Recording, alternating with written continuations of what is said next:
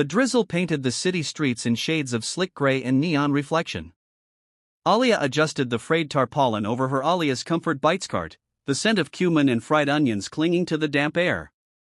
At 72, every joint protested, every breath seemed a negotiation with the chill. The city had grown around her like a glittering, uncaring shell. Her pension was a ghost, her savings devoured by a recent illness, and the looming threat of the landlord's notice was a constant, gnawing companion.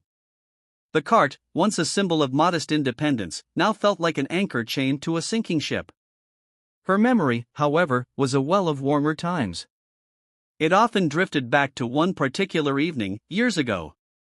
The rain had been heavier then, monsoon-driven and brutal. She'd seen them. 3 identical boys, maybe 16, their clothes plastered to thin frames, taking shelter under the awning of a shuttered bank. People hurried past, eyes averted. Their hollow stares weren't just of hunger, but of a profound erasure. Without a second thought, Alia had waved them over. She'd served them her special lentil stew and flatbread, not the leftover bits, but generous portions. She'd filled their cracked mugs with sweet, milky tea.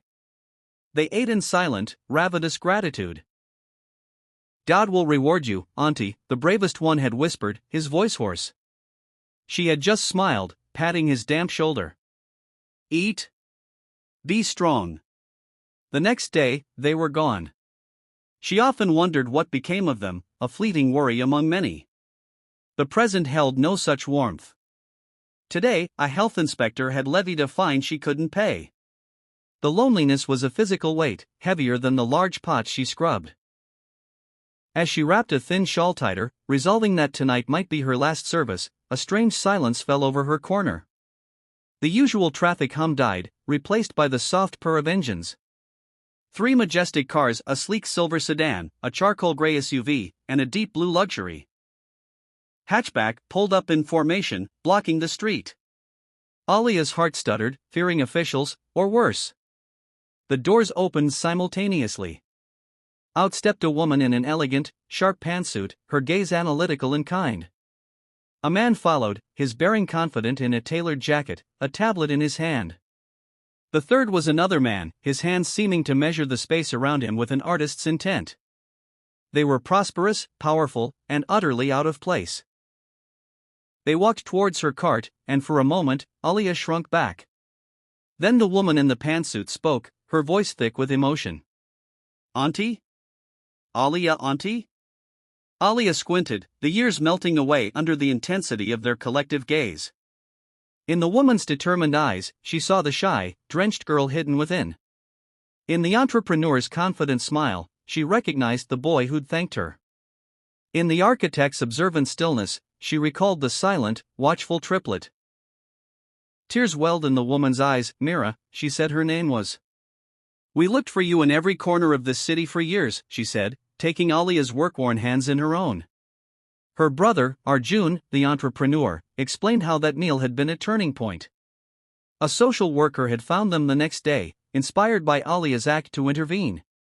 They were taken in, educated, and had sworn an oath to find their angel. The third, Kabir, the architect, gestured softly. "You fed us more than food, Auntie. You fed us the idea that we mattered. That we existed." What unfolded was not a fairy tale ending, but a profound correction.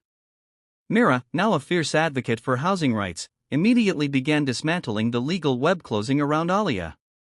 Arjun presented a plan: he would fund a proper, licensed, hygienic eatery for her, with her as the owner and head chef, employing others from the neighborhood. Kabir had already sketched designs.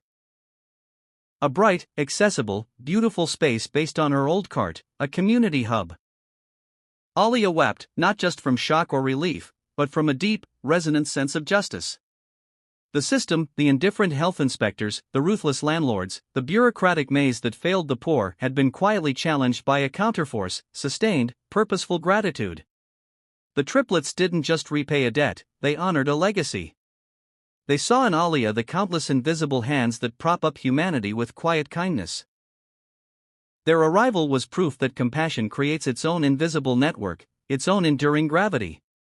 As Alia sat in Kabir's car that night, being driven to a warm meal in a fine restaurant, she looked back at her old cart. It wasn't a symbol of her end anymore. It was the humble seed from which 3 mighty trees had grown, now offering her shelter in return. The ripples of that one rainy night had finally, faithfully, found their way back to shore.